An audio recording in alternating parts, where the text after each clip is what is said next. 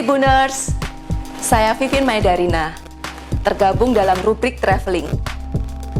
Kali ini saya ingin ajak teman-teman untuk jalan-jalan ke gunung yang eksotis, Gunung Rinjani.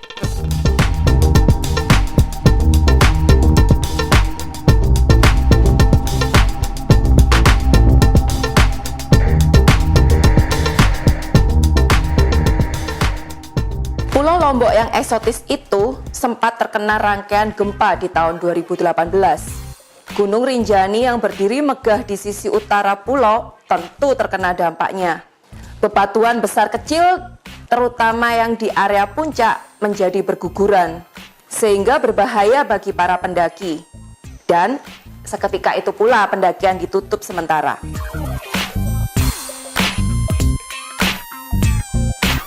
Alam beristirahat selama setahun, memulihkan diri, sehingga akhirnya pada tanggal 14 Juni 2019, 4 jalur pendakian Gunung Rinjani resmi dibuka kembali. Jalur tersebut adalah melalui Sembalun dan Senaru, dengan kuota masing-masing 150 orang pendaki, sementara jalur Timbanu dan Aik Barik kuotanya masing-masing maksimal 100 pendaki.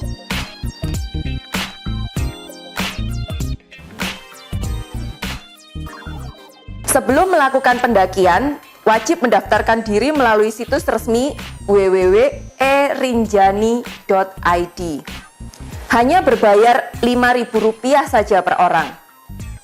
Demi keamanan, pendakian hanya dibuka sampai Pelawangan saja, masih belum boleh sampai ke puncaknya. Khawatir masih ada sisa guguran karena kondisi gunung yang belum stabil. Gunung Rinjani dengan ketinggian di puncaknya 3.726 mdpl merupakan gunung berapi tertinggi kedua di Indonesia. 7 tahun silam sebenarnya saya sudah pernah menyentuhnya. Namun karena gunung ini memiliki lekukan kawah yang begitu cantik, jadinya rela untuk mengulang kembali perjalanan panjang demi menikmati keindahan yang tiada taranya itu.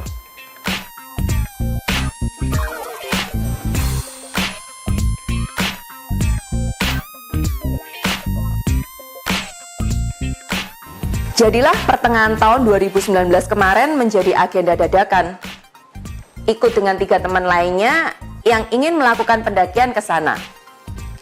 Kami berempat memilih rute pendakian paling umum dan paling mudah, yaitu melalui jalur Sembalun. Saya dan Doni yang pernah ke sana sebelumnya beberapa tahun silam, merasakan banyak perubahan. Base camp yang dulu hanya berupa lapangan kosong dengan sisa bangunan yang tertutup dan gelap malam itu. Akhirnya kami menemukan tempat yang menampakkan lampu kehidupan. Mampir dan masuk ke dalam untuk bertanya lokasi base camp yang baru. Salah seorang pemuda menyambut kami dan ternyata tempat mereka memang merupakan salah satu tempat singgah untuk para pendaki. Sambil berkenalan dan bercerita tentang kondisi terbaru di Gunung Rinjani.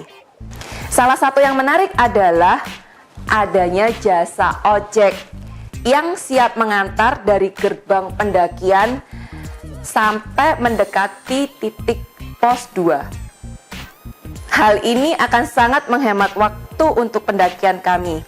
Sebelum menjelang subuh, kami pamit untuk istirahat sejenak di rumah panggung milik mereka, mengisi energi untuk pendakian esok. Setelah selesai menumpang mandi, kami berpamitan dan segera beranjak mencari pos pendaftaran pendakian di sekitaran situ, yang memang sudah berpindah. Sekarang, semuanya dipusatkan di Balai Rakyat Panorama. Data pendaftaran online kami dicek, kemudian tes kesehatan langsung juga dilakukan di sana, memastikan para pendaki dalam kondisi sehat. Setelah semuanya beres, kami bergeser mencari warung makan untuk sarapan. Tak lupa sambil celingukan mencari tukang ojek untuk kami berempat. Harga yang ditawarkan adalah Rp200.000 per orang untuk sekali antar. Jadi nanti kalau ingin dijemput saat pulang, kita bisa menghubungi mereka di pos terakhir sebelum tiba di bawah dengan harga yang sama pula.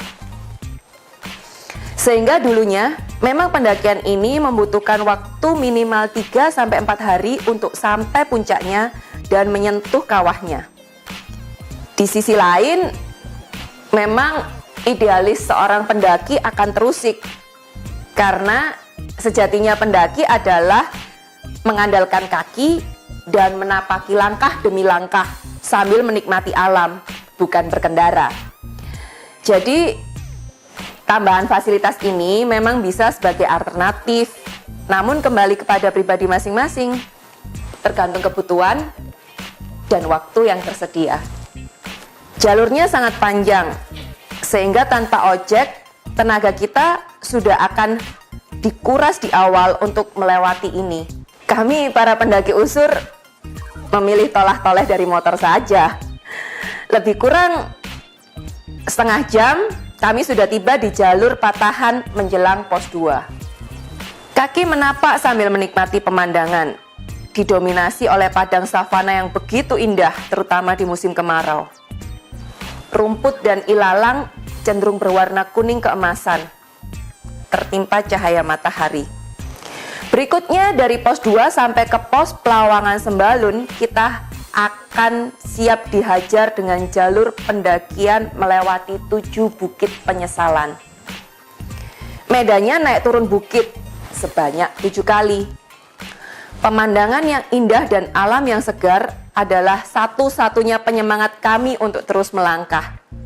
Satu bukit terakhir yang akan kami lewati ternyata jalurnya rusak, sisa gempa kemarin, sehingga dibuatkan jalur baru di sisi kiri dengan medan yang cukup ekstrim. Air mineral menjadi salah satu beban yang cukup lumayan berat karena jalur ini tidak ada sumber air. Nafas berburu berkejaran dengan matahari yang akan segera merambat turun. Dan untungnya sebelum gelap kami sudah tiba di area base camp Pelawangan Sembalun. Saat kami tiba, kamilah kelompok pertama yang ada di sana, sehingga bebas memilih tempat untuk memasang tenda.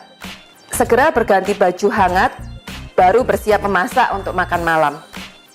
Sambil menikmati udara dingin yang mulai menyesap ke tubuh.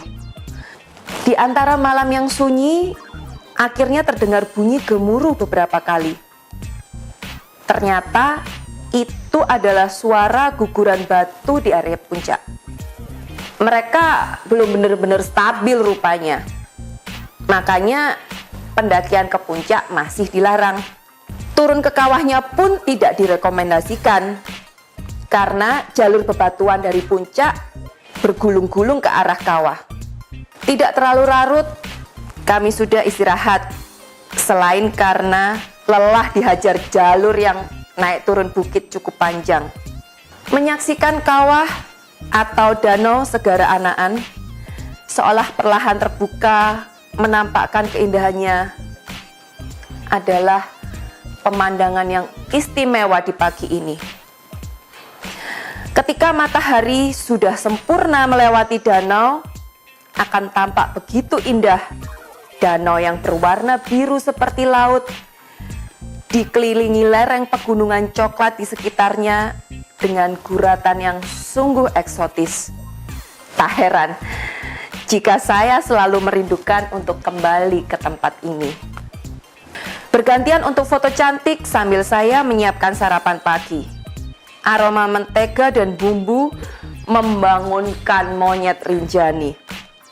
Barang-barang yang tidak perlu sebaiknya simpan semua di dalam tenda dan biarkan tertutup rapat agar tidak diacak-acak.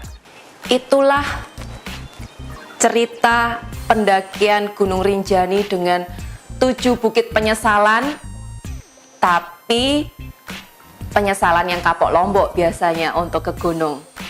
Jadi buat teman-teman, jangan dipikirkan dulu bagaimana capeknya, bagaimana ribetnya, bagaimana lelahnya. Cobalah untuk melangkah, cobalah untuk mendaki, nikmati alam, nikmati perjalanannya. Puncak adalah bonusnya. Happy traveling!